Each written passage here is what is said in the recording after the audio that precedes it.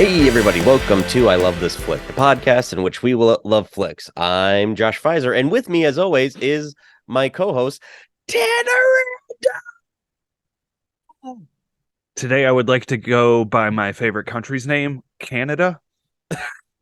So we'll get into it because I have a question about which version you watch. But before we get into that, let's do a little housekeeping. We are still on all the platforms as of now, but I think we are going to be transitioning into being almost exclusively YouTube. We've been doing much better in terms of reviews. If you look at the view count on our Ghost Dog episode on YouTube, it's gotten quite a bit. So it looks like YouTube's the way to go, which is something YouTube needs is two more white guys talking about movies. Oh yeah, definitely not going to be a problem at all. Hold our feet to the fire on that one, folks. Yes. But yeah, you can still find our stuff on the podcast platforms. I'll try to update them, but yeah, just look at I Love This Flick, YouTube, I Love This Flick, Facebook, I Love This Flick. Anyway, okay, so we, as per Tanner's idea to do animated. So what was this again? J-anime-uruary. J-anime-uruary.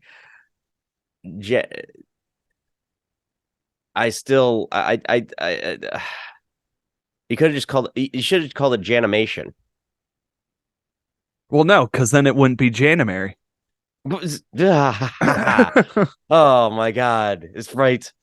Okay, I think this is the exact reason why. But we decided to start off because I was under the impression that this was supposed to be anime stuff. With probably one of the with a movie that is, if one of those movies that even if you don't like anime, you've at least heard of this movie, and it is 1988's Akira. And also, if you don't like anime, a movie you should still fucking watch because it rules. Yeah. It's fucking awesome. It's one of the biggest examples of cyberpunk. That and Blade Runner are like the two mainstream examples that you can. They're the two reasons why when you think of cyberpunk, you think of what you're thinking looks the way it looks like. Yeah, like between Blade Runner and Akira, that is why cyberpunk looks like you think cyberpunk looks like. Yeah, and not to say like the groundwork hadn't been laid out for years before either of those correct movies came out. Cyberpunk had been to that point a very robust genre that was I think if I was to venture a guess, because cyberpunk isn't like a huge thing that I've gotten into. Like I've seen movies like Blade Runner, Akira, The Matrix. I'll even say like I like Johnny Mnemonic in a way that is kind of like really shitty. Look, it has Takeshi Kitano in it, so I'm gonna enjoy it no matter what. Also another anime that is incredibly popular that would fall into that genre is Ghost in the Shell. Another, and I haven't seen that movie in years, but I think it would go well with this movie. But it is so anyway, the Akira, based off of a manga, which is from what I understand, it's one of those situations in which they were doing the manga and making this movie at the same time. So the manga keeps going and the movie stops. It's similar to like what happened with Scott Pilgrim. So, well, kind of, except Scott Pilgrim, the end is just different, right? Because in Scott Pilgrim, the book, right, the final chapter of the book wasn't written by the time the movie came out. So Edgar Wright got to choose how he ended his story, and Brian Lee O'Malley chose how he ended his story. They are literally the opposite endings that could happen, which is, I think, really funny in hindsight, that the ending is almost the exact opposite of how the movie ends for that one.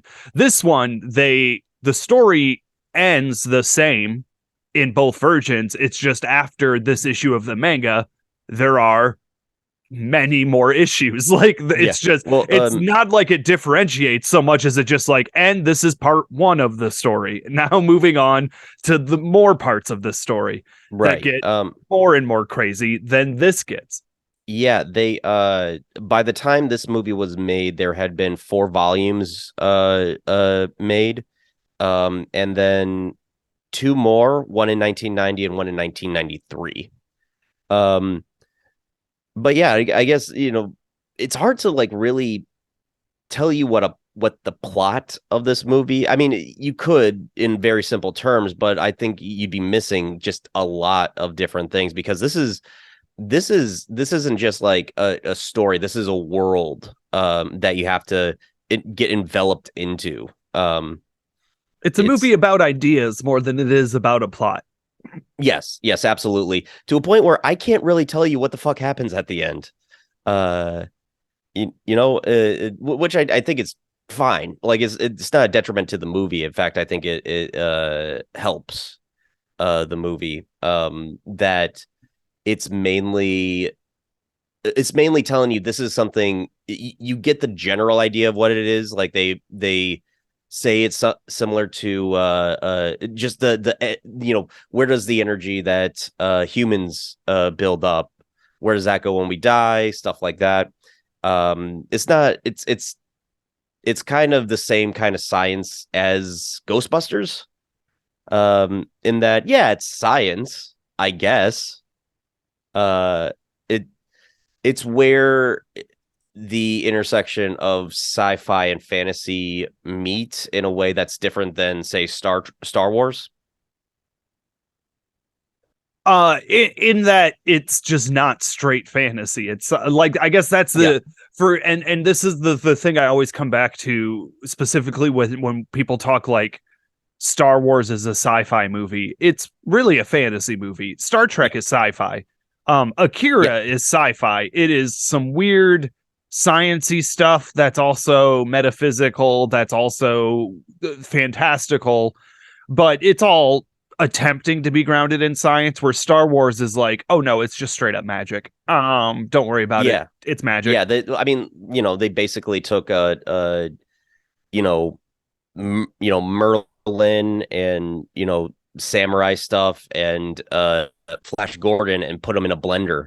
That's basically where this is like trying to explain it with science. It may not succeed. It may not even be able to get that close to successfully explaining it, but it at least is grounding it in like, no, here's an optic nerve. You get that, right? Like, you understand that this is a brainstem. All right, we all understand that, right? All right, now let's talk about God. Like, it's just it tries, and it's beautiful because of that. I should say the director of this is Katsuhiro Otomo, who's also done a remake of Metropolis and a movie called Steam Boy. That is from the looks of Steam Boy, and I haven't seen it. I think I've seen trailers and stuff. It looks like, where this is cyberpunk, this is steampunk. But I mean, like, obviously this is like his big, most famous movie. But he's also made stuff that is also well regarded in the anime community. Neo Tokyo. He's done Gundam. He's done a Gundam movie. So that, to be fair, everyone's done a Gundam. You might have done a Gundam movie and you just don't know it yet. Everyone has made a Gundam movie. Is that what that was? There's so many fucking Gundam movies. Is there so many Gundam movies? There's like 3 that have come out every year sin's 1981. Like, it's just there's so many of them. I keep seeing like that's one of those things that keep at the Marcus theaters, they they put do special screenings of anime stuff. I think they did an Evangelion recently, and I think there's also a Dragon Ball Z or a One Piece or is Well, there is a One Piece currently. Dragon Ball is pretty big because last year it was like one of the top 20 highest grossing movies of the year. Last year was a Dragon Ball theatrical release wow. for Dragon Ball Super, which rules. Um, yeah, there was a new Neon Genesis Evangelion. The dude who created the show is like reinterpreting his entire own story and doing it in 4 movies instead of a limited TV series, and it's been terrible, frankly, but interestingly terrible. Like it's fascinating to watch. It's horrible. Here's the thing about from what I've heard, because I haven't seen the show about Evangelion. Um, it's definitely a personal story that kind of goes off the rails because it's a personal story, at least in the end. That's what I hear.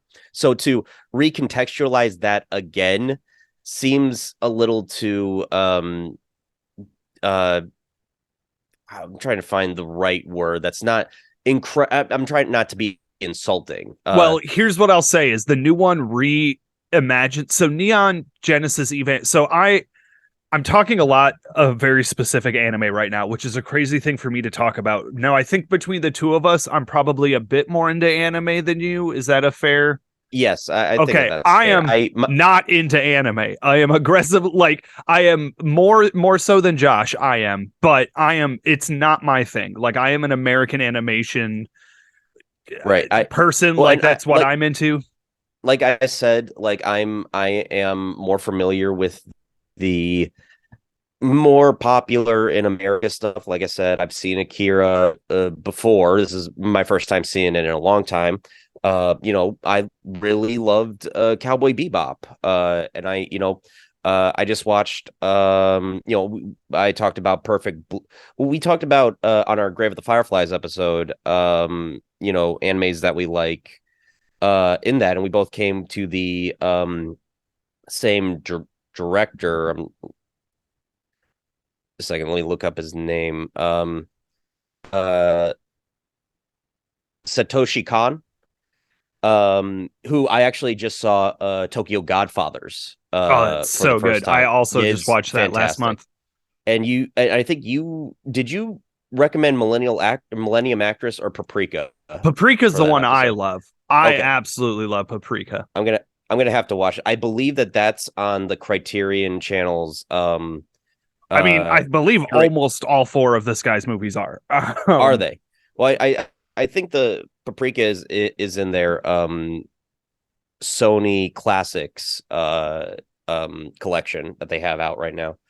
But yeah, yeah, all that is to say, I'll talk about Neon Genesis Evangelion. I've seen it. I know I like, and it's special. Like, it is one of those things where I highly recommend anybody watch that. In the same way, I highly recommend anyone watch Akira. It's beyond anime, right? Like it is anime, but this is everyone should. It's just one of those impossible. Like, look, maybe not every Scorsese movie's for you, but everyone should watch Taxi Driver. Like, right? Like everyone should see yes. Goodfellas, right? Like, regardless of if you like the genre, these are like beyond just the standards. Yeah, They if are you're not into the top gangster pinnacle stuff, of them. you should still see first 2 Godfather movies. You Akira don't is need a to see the movie. third one. Yeah. Yeah.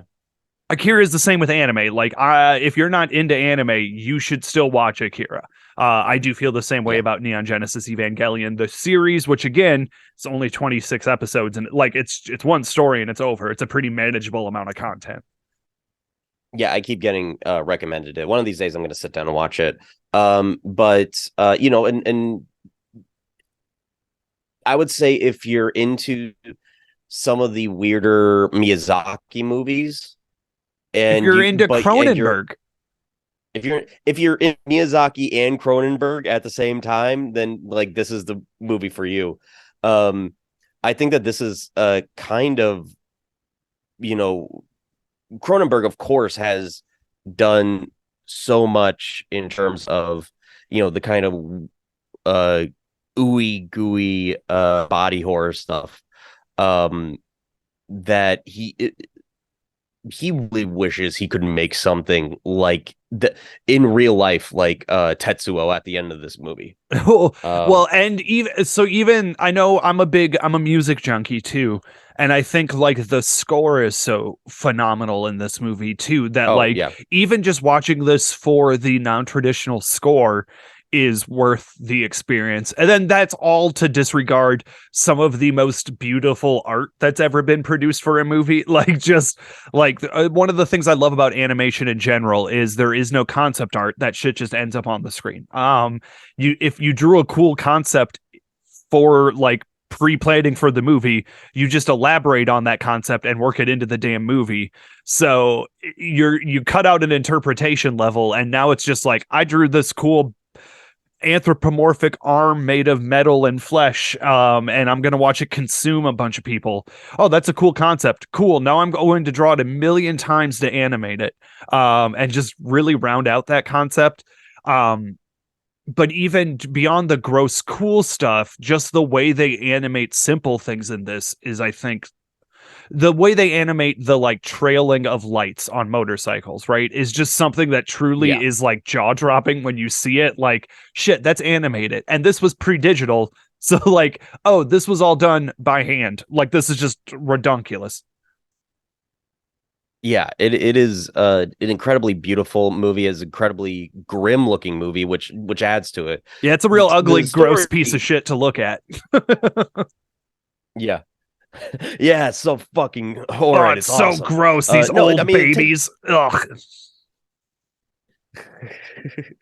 but they, I mean just to go back to Cronenberg, it is like that same thing of like there's this beauty in how grotesque it is. I would say like comparable to Titane. There's this there there is a beautiful disgusting shit that I'm debating whether or not I want to see well, I do want to see it eventually, but Infinity Pool. I am currently in Iowa City, and I've been going to quite a few movies these past couple of days, and I keep seeing the trailer for an Infinity Pool, and it's like, you know what, I can't, I can, and I haven't seen Brandon Cronenberg's other movies, which I hear are also very good. Um, but yeah, well, just to get into like the basic plot of this movie, so it takes place after a giant explosion in Tokyo. That's how the movie starts, is like we just see Tokyo just go to shit. Yeah, definitely doesn't start with like a nuclear bomb symbolism in any Yeah, way at all. It's definitely yeah, subtly going around that. yeah. um and apparently there's a world war in the far future of 2019 that causes oh no, this takes No, place in the 2019. yeah, I was It's gonna say the supposedly, bomb in whatever 1988 yeah, activates and triggers World War III. yeah, and I think that's, yeah, they in the movie, that's the release date. January July 16th is the release date of the movie. So I find that very interesting. But uh then we go to 2019 Tokyo, new Tokyo, Neo Tokyo, if you will. Um and it's, I think that the thing is, like, I probably would be okay with a movie that didn't have the more sci-fi elements, because like the dystopia that they've created in this is interesting. You get these kind of warrior I was esque gonna say, like, so gangs. you just want the Warriors, the movie, except with motorcycles instead of the subway system. Yeah, kind of. That's actually pretty good. That's a good way to put. There's political corruption. There's like a military aspect. All of this going on. Here's the thing. I'm gonna compare it to a movie that is terrible, but does remind me of it in this way. Um, uh, um, Southland Tales. the oh, I forget his name. The guy who did Donnie Darko. Um, the movie is bad, but I think like it was I think it was obviously trying to be Akira. It was trying to be this giant commentary on the country, which I'm sure that there, because I haven't looked into this, but I'm sure there's a lot of specifics into about Japanese culture and Japanese culture of the time that are in this movie. I mean, to do something like this, I think you can't not be influenced by the politics that you see around you. Not even just I mean, it always blows my mind when I watch most anime, and I'm like true Japanese anime, because so much of it is influenced by obviously the nukes. Like it just is. And it's hard to overstate how obviously culturally titanic that is, but also like I live in America, and guess what? Movies all changed after 9/11. Yeah, There was a real, I mean, movies we're changed still after. in it, frankly, but like there is a real, Well, I'm trying to I'll go say it step. without being as disparaging as I feel about it, but like there's a lot of pro patriotism without any self-reflection, where I feel Yeah, like anime actually has some, hey, yeah. let's think about this. Like we're not all inculpable here. Some of us, maybe we're all a little bit to blame for the failings of humanity, not just every other country that's not full of Americans. I think maybe a better comparison to American cinema would be the new Hollywood movement that took place pretty much right after, during and right after Vietnam. That definitely, you mentioned Taxi Driver. Taxi Driver is a you know about a guy coming back from Vietnam and feeling disassociated from society in a way that Paul Schrader was going through when he wrote the movie. Like Japan, and I think has been more open in like I think you get Godzilla and that pretty much you for if you look at like the later Godzilla movies, or at least the 70s ones, where it's very fun and very, it's just monsters fighting each other. Um, but if you look at, that first movie, Gojira, it is a horror movie. Like there is a very disturbing scene in which there is a woman and her two kids, and she's holding her kids as the building is falling apart around her. The fucking uh um the fucking solution in that movie is a hydrogen bomb that dissolves uh Godzilla. So yeah, like that whole thing has um Well, then uh Godzilla himself gets repurposed over and over again to represent different kind of boogeymen. yeah, Shin There's the Godzilla. yeah, well, there's the Shin Godzilla, which I absolutely adore because it's about the ineptitudes of bureaucracy. But even just like going as far as like Godzilla versus Mecha Godzillas, which is nature versus industrialization, like there is Godzilla is repeat like the first Godzilla, it's a nuclear parable. It's, the bomb is scary, and it is. But then like later Godzillas are like, well, nature's beautiful and nature's good, and Godzilla should show up and destroy city. Like it still has a point of view, even if Godzilla is being recycled to be a different template for whatever the auteur is politically trying to say, which is why I absolutely love the Godzilla movies, because every Godzilla movie, you're looking at the politics, whoever made that Godzilla movie, and it's so all over the place in every one of those movies. And Akira, I love because it again feels very singular. Obviously, the guy who wrote the manga wrote the screenplay, directed. Like it's a very singular auteur driven story. So when you don't like parts of it, you know who to blame. And when some parts of it are some of the coolest shit you've ever even thought of, um, you also know who to blame for that. What's cool about Akira, I think, and I know you said you hadn't rewatched it in a while. I only saw this for the first time 2 years ago. So this was only the second time I have seen it as well, but I have watched it much sooner in succession. Is almost all of the stuff I thought of as iconic from this movie before I had seen it. Obviously, culturally, this is so impactful that I just knew a bunch of stuff before I'd ever seen this movie. All of that is within the first 30 minutes of the movie. And then there's an Yeah, the hour of the movie that, like, oh, why does nobody talk about the weird stuff that, and it's because it's literally impossible to talk about these three magic old babies yeah. and their dead god slash brother. Yeah, And it's like even when they explain it at the very end, it's still like, wait, what?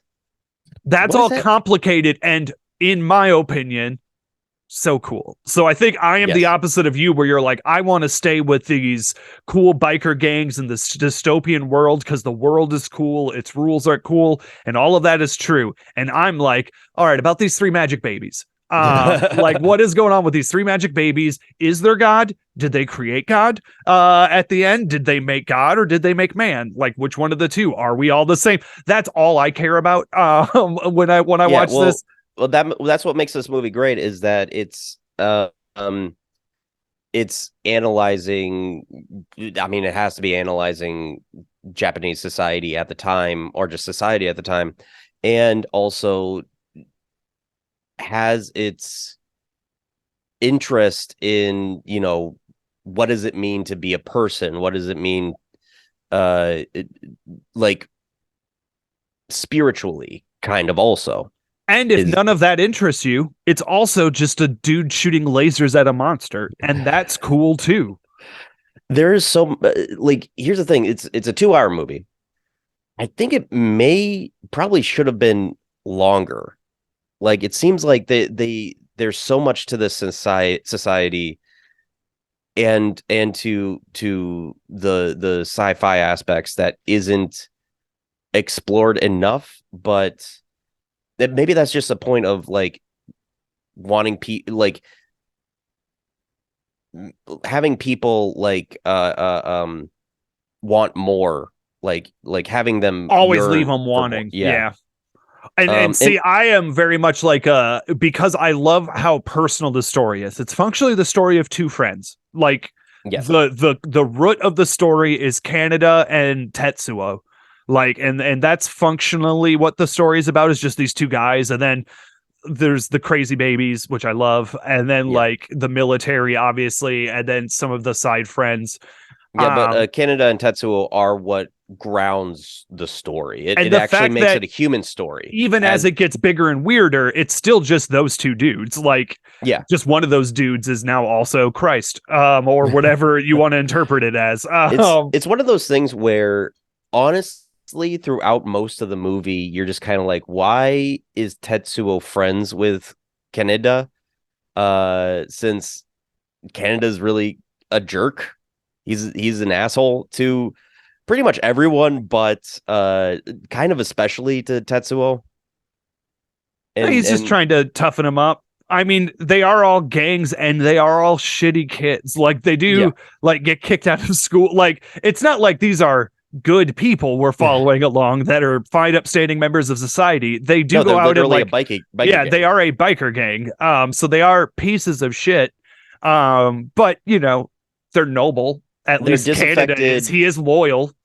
There is there's a movie I watched, a Japanese movie called I believe it's called The Violent Ones. That's basically one of the, um it kind of has signifiers of the French New Wave, but it was like at the almost exact same time that was going on. And it's pretty much how, I Japanese society is to the youth stifling. And when you don't give somebody a childhood, there's like um something fucked up that happens to them. They kind of yearn for the freedom that they wanted. And this is also around the time, like, Takashi Miike was starting to make movies, and his movies are in when it comes to youth, um uh kind of the same way. It's about like disaffected kids being violent.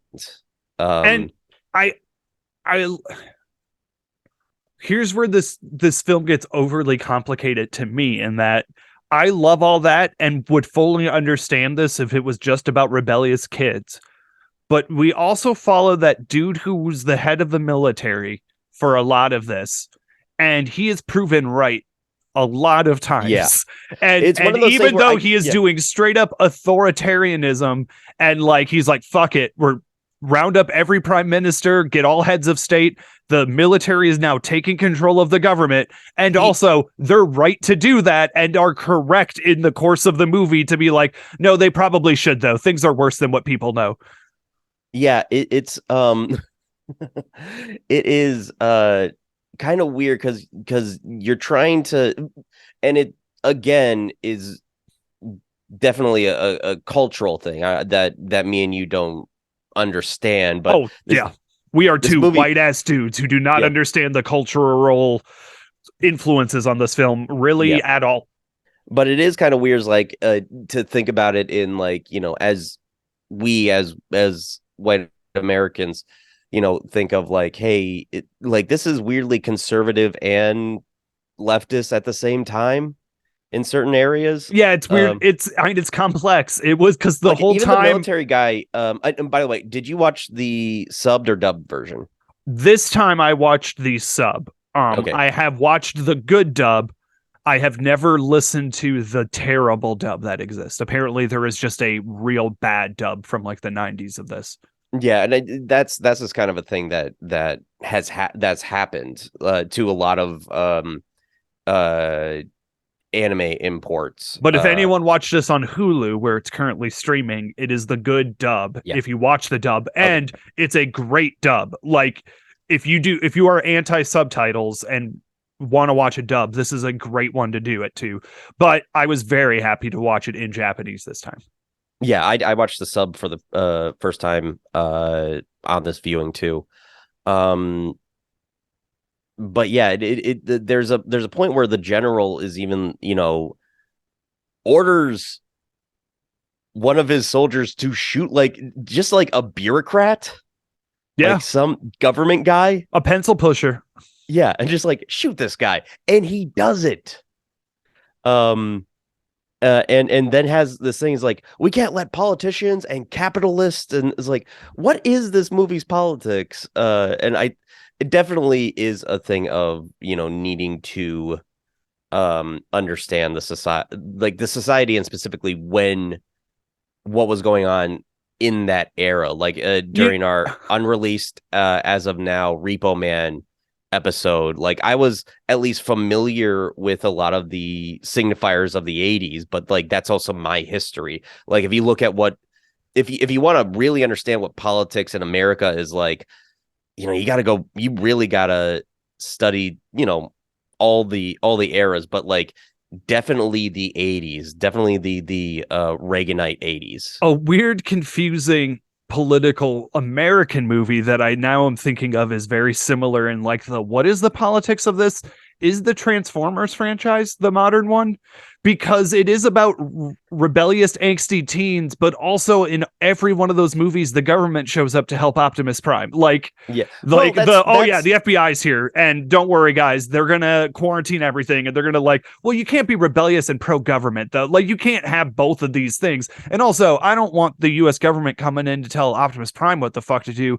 In the same way, I don't want the Japanese government coming in to tell these little old babies what to do. They seem to know what they're doing just fine. Trust the old babies. Don't let the government get their hands in this. Old Babies, the best the new series from Park Chan-wook. Old Babe. But I mean, like for Transformers, that's just Michael Bay. Like that's what he does in every fucking movie. Correct, but Like it just has that same confusing energy of like, I don't know who I'm rooting for. Like, I guess I'm rooting. I I'm don't pro government on this, but like, this guy is like, even in Akira, I'm like, well, this guy is a murderer and he is killing a lot of people, but also he's right. So I don't know. Like, he does know Yeah. about these babies, and he's the only one who knows about Akira, other than this crazy scientist who seems to be getting really turned on by all of this.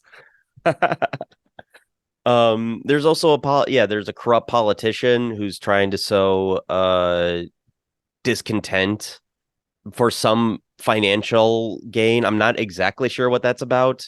Yeah, he's backing some of the gangs, The but the the, the more or the the revolutionaries. revolutionaries, but also the revolution doesn't seem to be anything in particular. They just seem to be kind of like anti-authoritarianism protests. But Yeah. again, we've talked about it. The government is right in this. So the And this revolutionaries are technically wrong, and everything they're trying to accomplish would be bad and lead to the end of all of life. They don't know that, but like the reality is that, like, no, if they got what they wanted, everyone would be dead.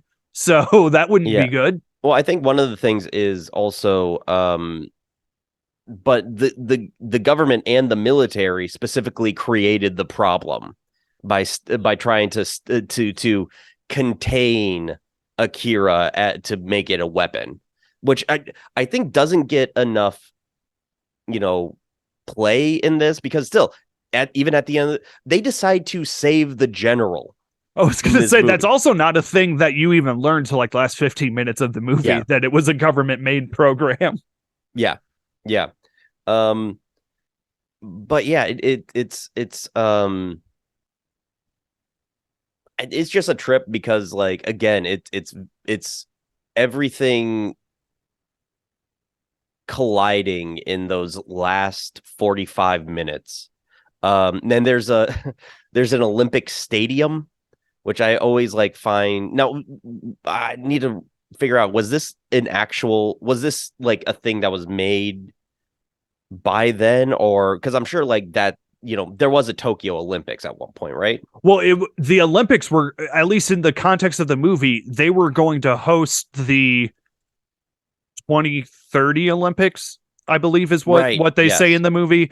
So they are building this like complex up, right? Because they are about to be hosting a World Games, which They again, did. if you have to have the context of the beginning of the movie before the opening title cards, World War III started because of a essentially the Akira program the government did, right? Like explodes at the start of this movie, and then it like other countries got blamed for it as a nuclear attack, and World War III happened because of a government cover-up, right? Like that is what it is implying in this, is that this Akira disaster happened and then it activated World War III because everyone thought nukes were flying, and then like so everything. So like It sounds like the opposite of the end of Watchmen.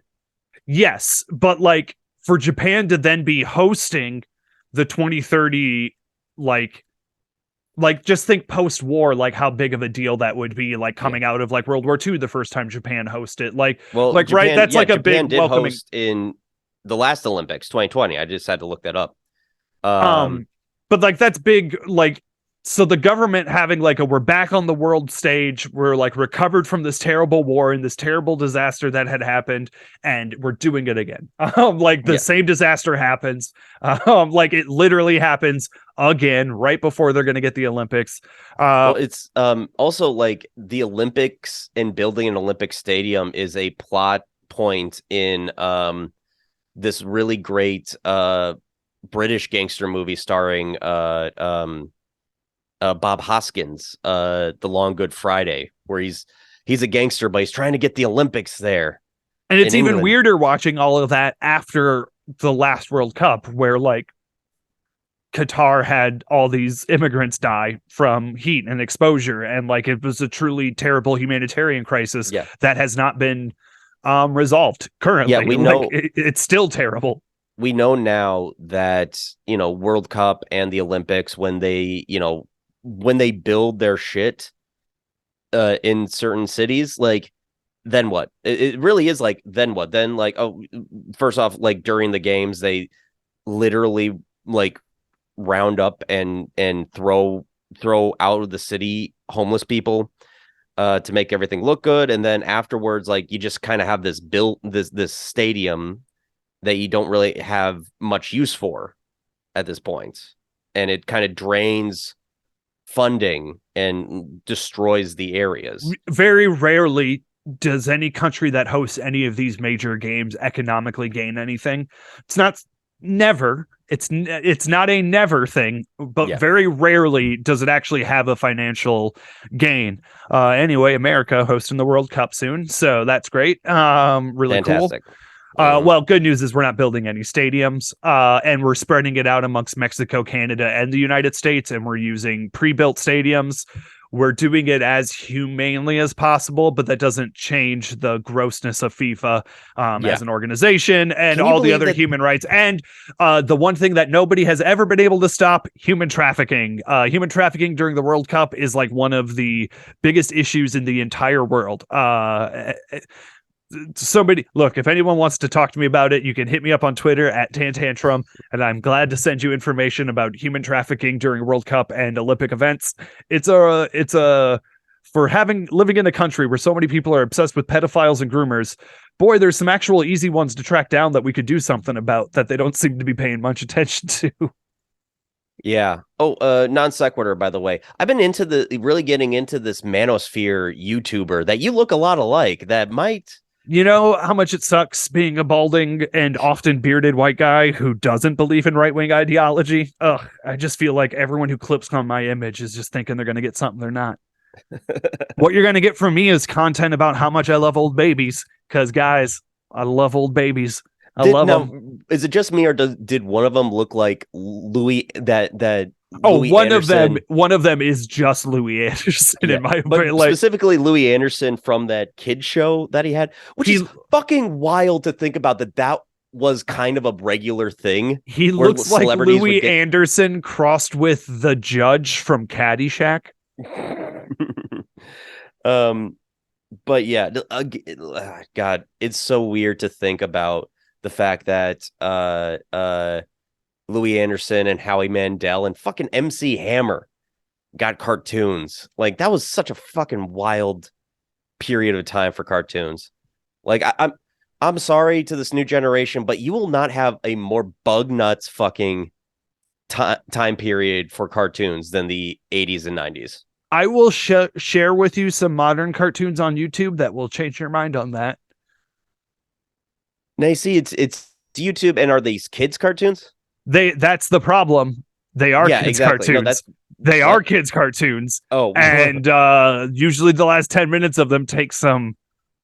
There's a whole genre of nonsense animation now for children because children just look at colors.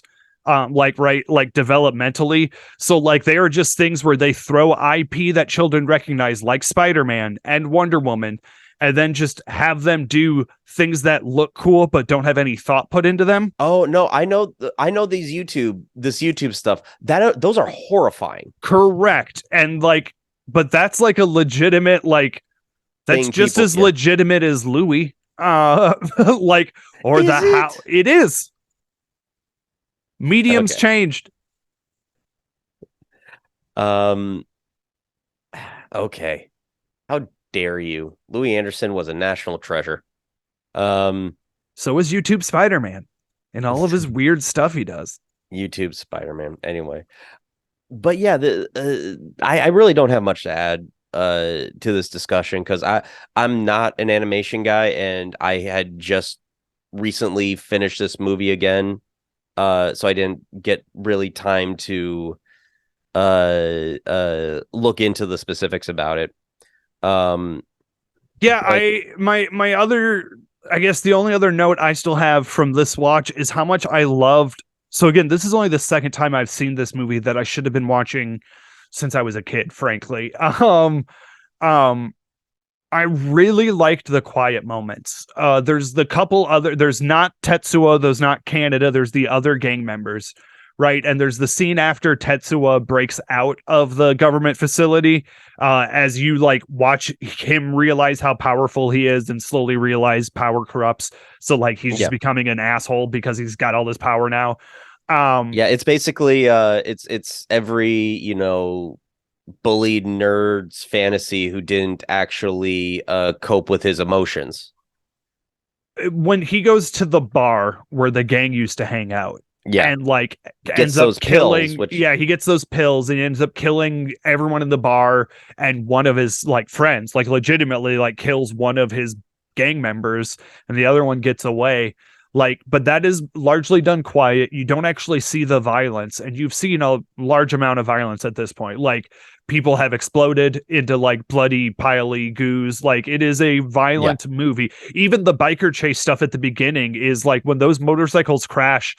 There is again, it's real beautiful watching the bodies roll across the pavement just because like, oh shit, that was animated by hand, but also like watching the arms bend and like the legs Yeah. contort, like it's upsetting to watch.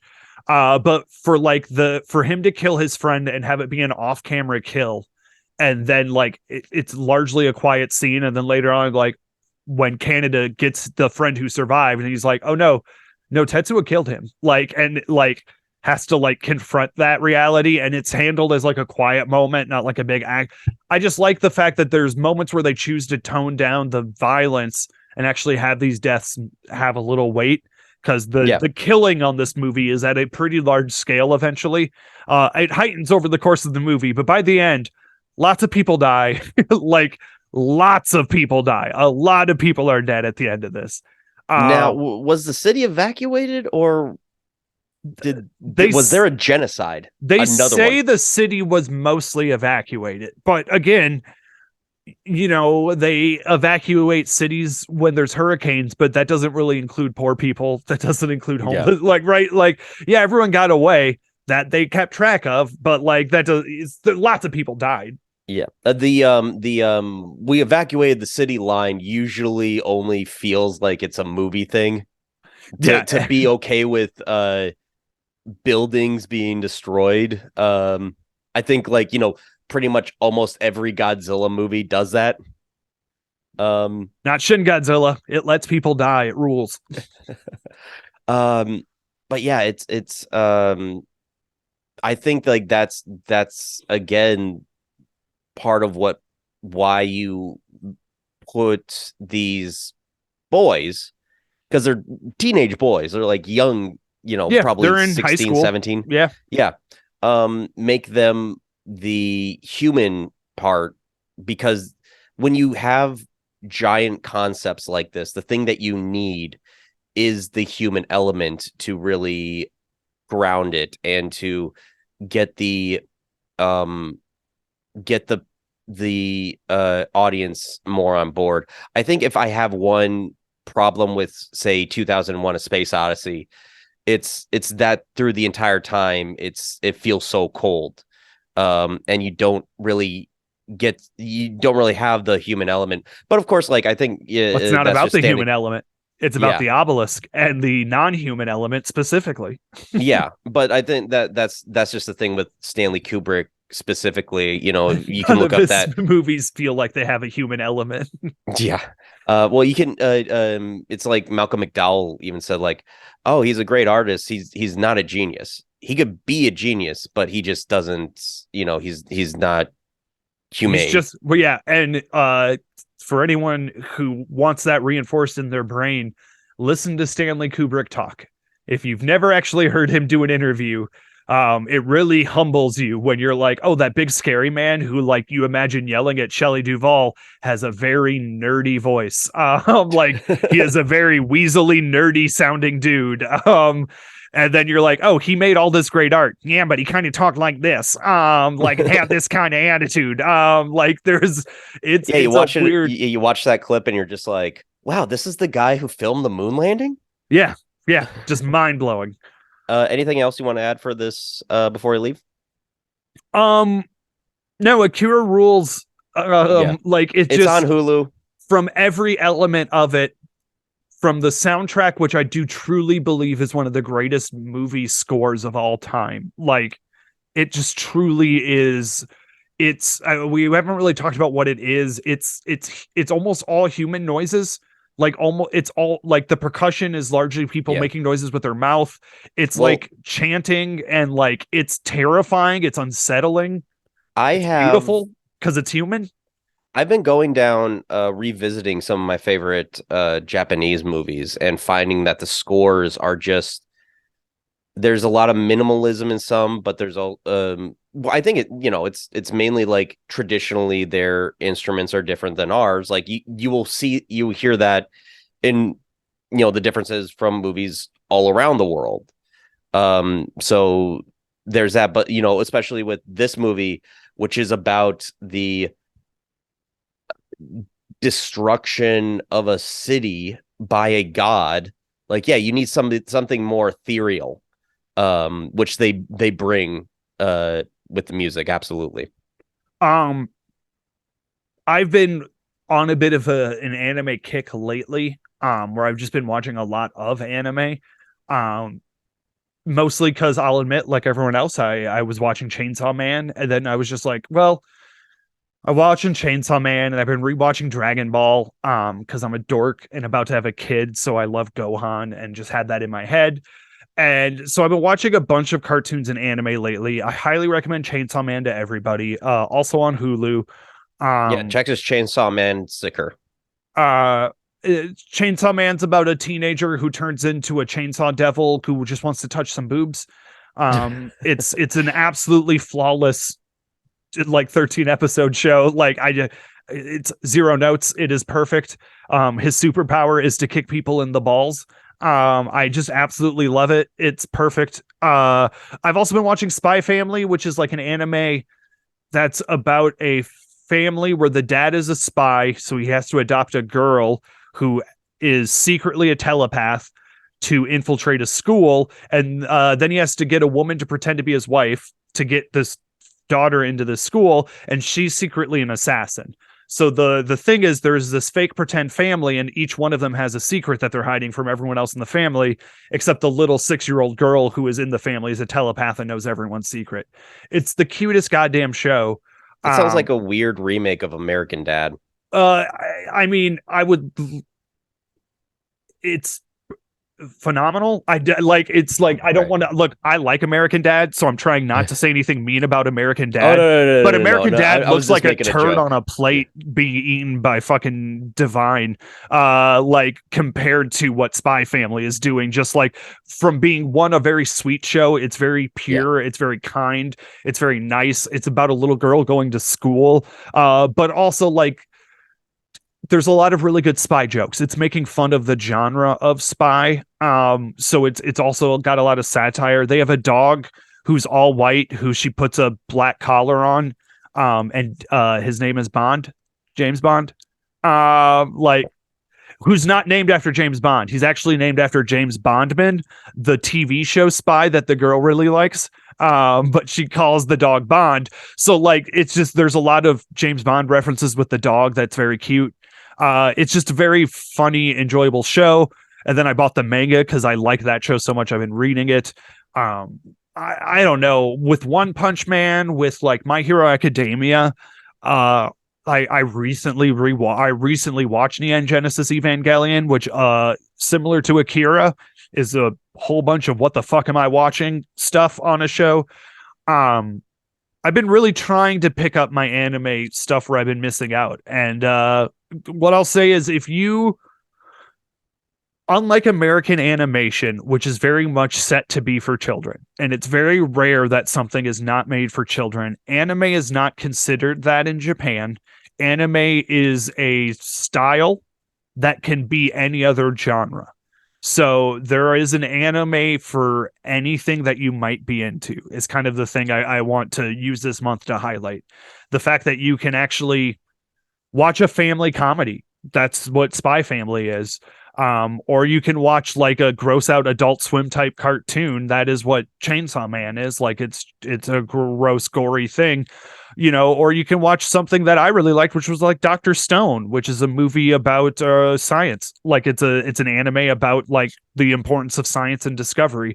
There's anime that's literally just about cooking, and it's just how well can we draw the act of cooking, like almost to fetish levels of food porn. You can get into that. It's just such a vast scope that I feel like I was somebody who in high school really pigeonholed an anime as like this one thing, and that's what it is. And it's not fair to it as a genre because it's not a genre. It's a form to deliver media, right? if that makes sense. So Well, it's a medium in and of itself. yeah, it's just it's not like an an Adult Swim cartoon. It's just, you can find westerns, you can find samurai stuff, you can find a family comedy, you can find awesome sci-fi stuff. Frankly, that's what my favorite is. You can watch all of the Castlevania video games as an anime, and they rule. It's a really good anime. It's just such a vast thing that it just feels like too many people discredit it in this country as an art form. Yeah, it doesn't help that a lot of the fans are sometimes the worst. Correct, and a lot of the anime is sometimes the worst. Yeah. Well, Uh, the things that get popular over here are what we consider like the stereotypical stuff. Even though like the stereotypical animes that came over early, and like, I think the original boom was around this American boom of anime was around this time, especially with Akira. But Sailor Moon, which it's a very good show. And then I think right after that, Dragon Ball came over to America. Toonami really like got people into a lot of anime. It was never really my thing, but like I said, stuff like like I said, Cowboy Bebop, which ticks off a lot of boxes for me, to a point where there's some stuff I actually genuinely like about the live action one that they transferred I over. agree. Like I wish it was better than what it was, but like I absolutely. only wish it was better because there were elements of it that were like, you guys were so close. Like you were just right on the cusp of getting it right, and you managed to get it so very wrong. But there's a lot of good in it.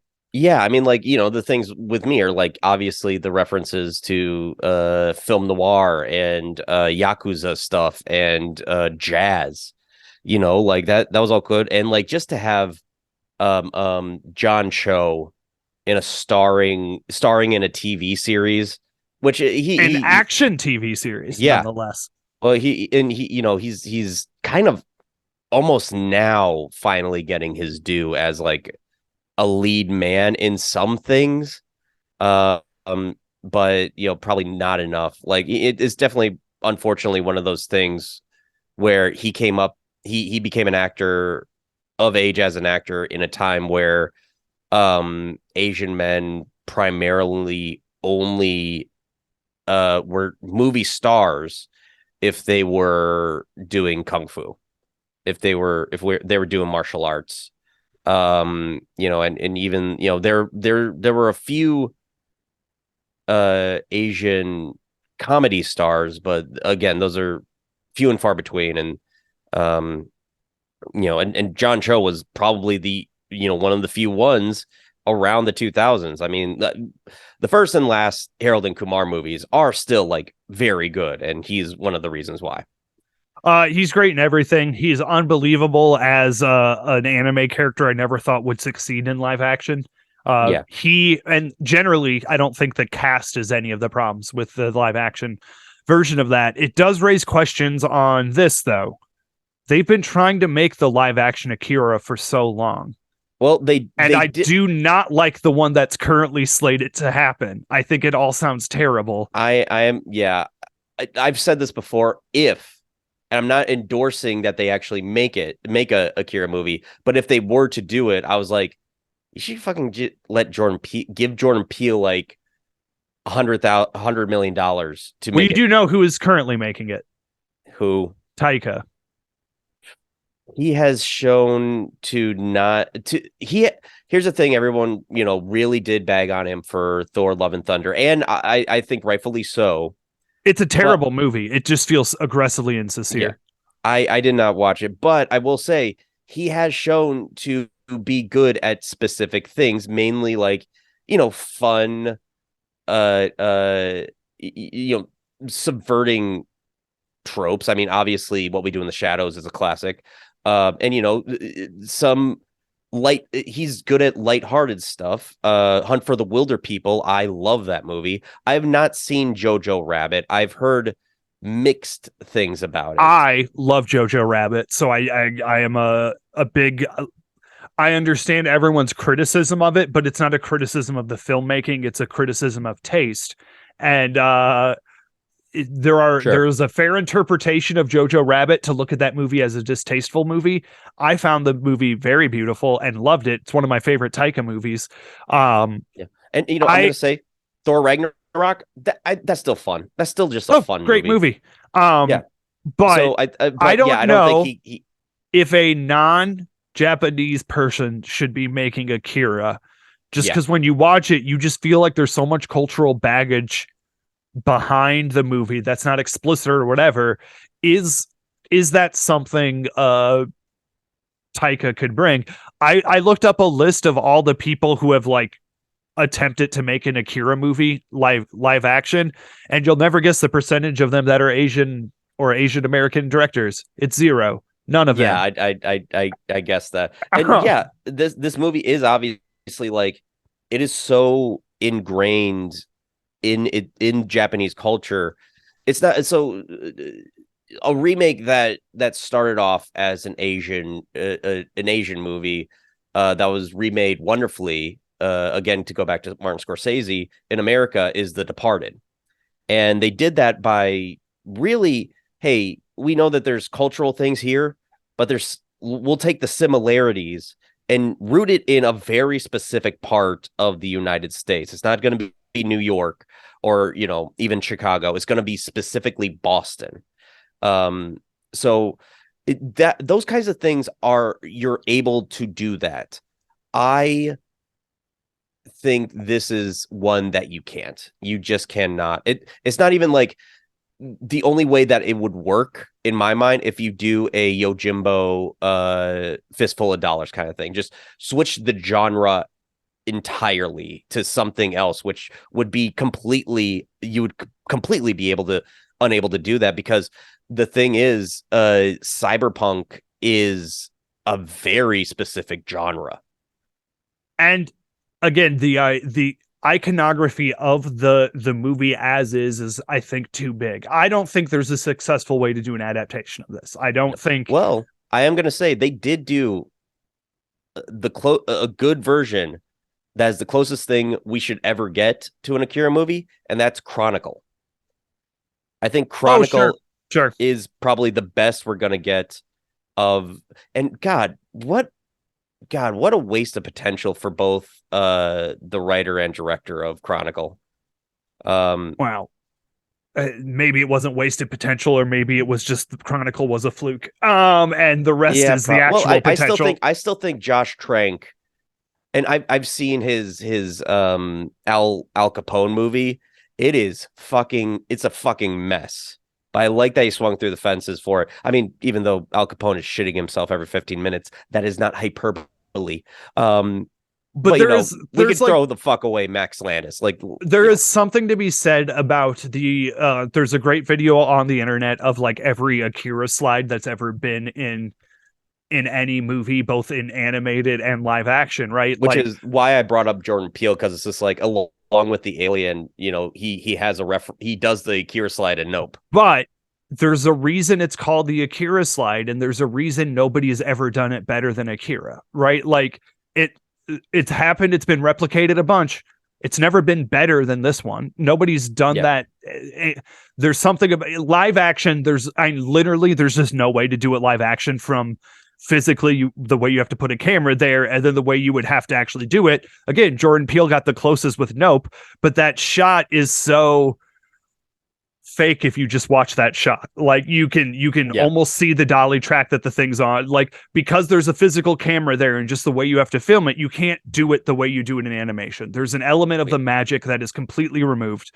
And I think that's true for all of this. If you were to take Tetsuo's fleshy arm that consumes and eats an entire arena, how do you do that in CG and not make it look, one, stupid as hell, or two, too gross to actually look at?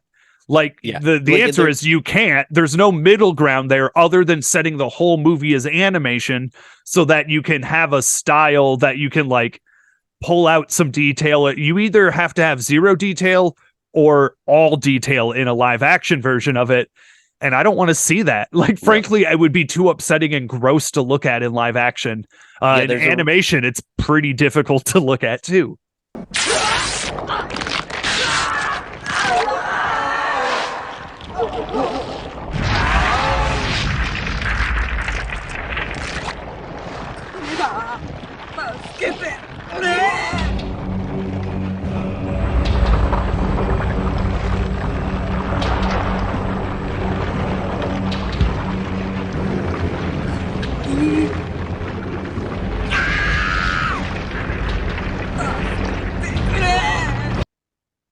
animation does give us for these incredibly hard concepts, and you look at even like even more disturbing, anime or just it's like, and to talk about American animation, Rick and Morty, all the shit that they do, you know, it's already unsettling and sometimes not in a good way. And we can safely say that now because Justin Roiland's a piece of Yeah, shit. we could have safely said it before. They were Yeah. yelling it Oh in our yeah, yeah, faces.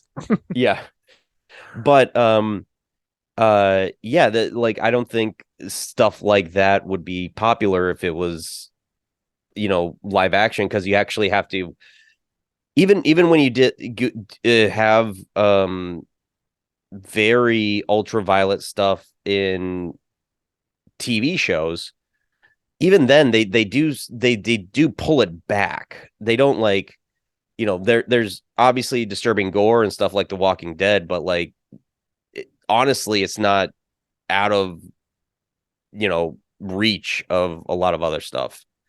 Um, so yeah, I think like the only way you could do it is with a somebody giving a filmmaker the chance that James Cameron has with the Avatar movies, that Yeah. really nobody gets any. No, I'm going to say nobody gets anymore, but let's face it, nobody really had. Not a lot of directors through history have been given the chance that Cameron has. Like, Well, and it also sounds like what you're saying is there is no way to do it live action. You'd have to animate it. You'd have to put the yeah, whole thing in a mocap city, and you'd have to you'd have to animate yeah, literally every single shot and frame and piece of the city. But I yeah, do think that's the only way to do it is full CG the entire film, even if they're trying to look humanoid. Think Tintin, but ideally better than Tintin looks.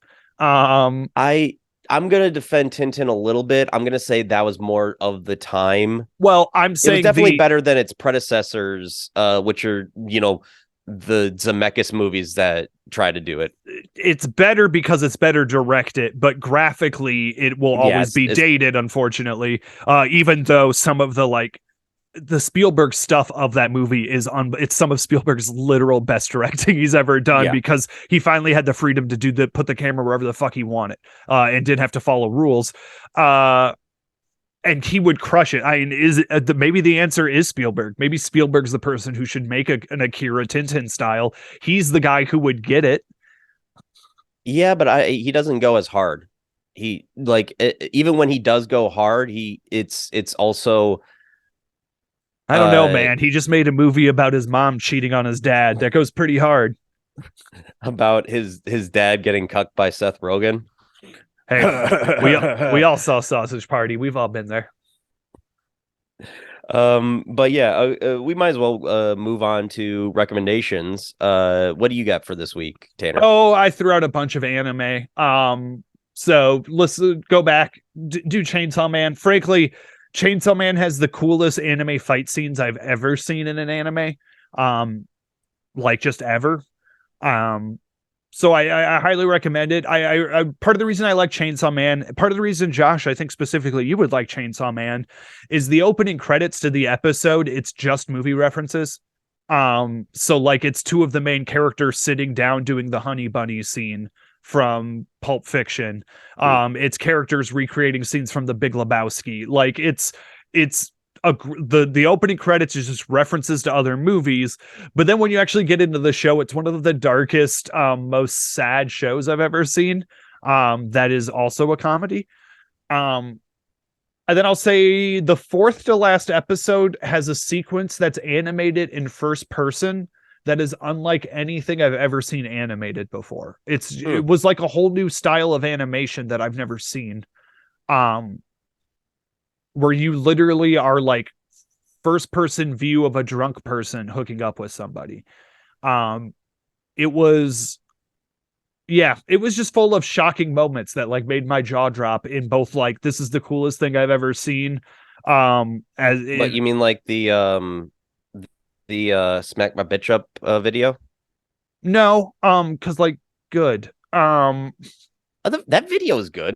That video is something, but like this has heart. and that doesn't. Right. Like this actually, like, for again, it is about a character who wants to touch boob, like, and the way that they turn that into something that actually makes you like feel and have heart for a character whose motivation is to touch tit. He's just a sad 16-year-old kid who's never touched a boob, and he just wants to touch a boob before he dies. And like the way they take that and make you go like, man, I really hope he does, though. He like deserves it. Like he said, his life has been so hard. I do hope he touches boob. Like the fact that it gets you to care about somebody is pretty magical. I think what he needs is there's this YouTuber called Andrew Tate. I don't know if you heard of him. It's not even worth bringing up his fucking name, frankly. It's all bad, and we should never mention any of these fuckers ever again. Anyway, watch Chainsaw Man. It rules. Chainsaw Man rules. Hulu. I have been fortunate while I'm staying in Iowa City to have seen one of my favorite movies of all time on the big screen. And that is by a filmmaker whose name is Akira. I saw Akira, which means to live in Japanese. It's about an old bureaucrat who discovers he's dying of stomach cancer and realizes he hasn't really lived. Like, he hasn't really lived a life. He spent, the 20 years since his wife died taking care of his son and like keeping his head down at work. So it's pretty much it is just him discovering what it is to live, but also God, I should have this, but the actor who plays who's the main character, who is also the old man scientist in Gojira, has this great face of dread of the existential crisis he's facing of dying, which is just like haunting and wonderful when he does that in the movie.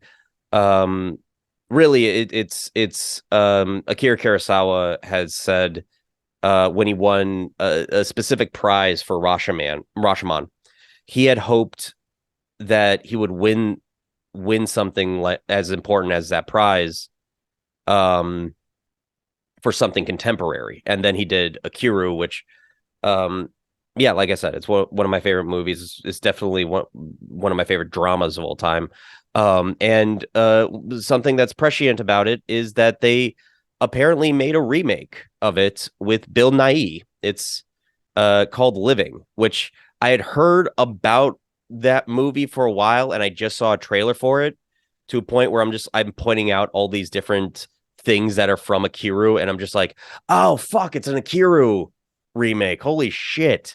Which looks good. It looks decent, and like if you're gonna put anybody in that role, Bill Nighy is the guy you do it with. Instead of 1950s Japan, it's 1950s England. So, but yeah, Akira, it's classic. You should watch it. Cool. Next week is a weird, hard to find movie, which I have. I got it. I got it in. And, have you watched it yet? I watched the first episode of it, so I'm looking forward to it's the most normal of the three. Yeah. Well, anyway, for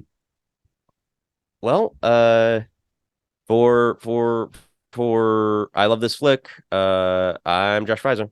I'm Tanner Randall. Keep riding your bikes through the rubble that was Tokyo. Canada!